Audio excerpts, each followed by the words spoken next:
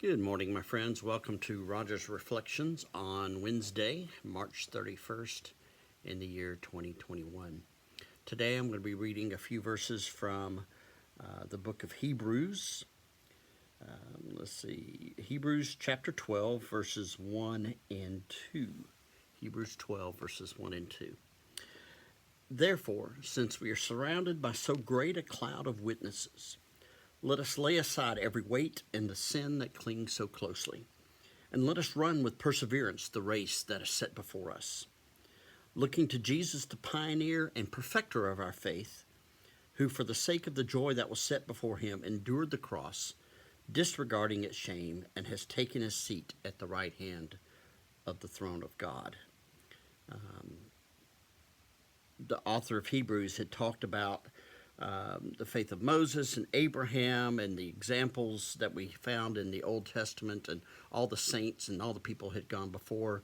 And so he said, since we're surrounded by their presence in heaven, but also their witness and their testimony, their lives, it also reminds us of those saints who have gone before that we know, the ones that are meaningful in our lives, our friends, our family, the people that have gone before. And so just love that image. We are surrounded by such a great a cloud, people cheering us on, people looking down on us, people who have set examples for us. And so we are reminded of their lessons, we are reminded of their lives. And so thinking about them and thinking about seeing them again, thinking about their example, about what they went through, and many of them went through things far worse than we have ever thought about. Thinking about what they did, what they sacrificed for us, how they influenced us. And so we think about all that, and that gives us motivation to keep moving forward. Lay aside the weight, lay aside the sin, and run with perseverance. And I love this next phrase, the race that is set before us. The race that is set before us. I'm not going to run your race, and you're not going to run my race. There are things that are similar about the races, just like any course is similar to other courses. But my race has different obstacles than yours, and vice versa.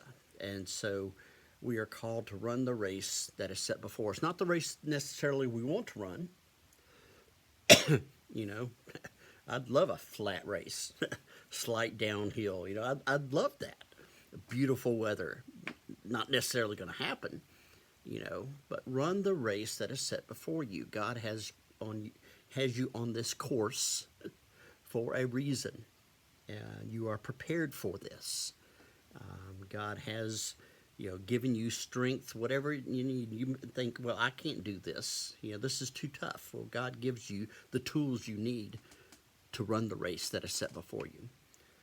So do that. Looking to Jesus, the pioneer and perfecter of our faith. Kind of like you ever see a greyhounds race. They have that rabbit in front, and they're looking at that. They're chasing that rabbit, and they call when you see like the Tour de France. They have a car in front. They call that the rabbit. And even in track, they'll have a rabbit, someone who starts off fast to make sure everybody else goes fast and then drops out. But this rabbit, this one, Jesus will not drop out. He will always be in front of us. We can keep our eyes on him, knowing that he's going to lead us the right path. And he's willing to do this. He's willing to serve as our example, as our motivation. He set aside what he had in heaven, and he came to live with us, and he came to give us that example. So that is good news. You're not alone. You have a great crowd of witnesses who have gone before you. There are people you don't even know who are praying for you and want you to succeed, and God himself sent his son, who we can keep our eyes on and know that we're running the right race. Hope this helps, my friends. Take care. We'll talk to you tomorrow.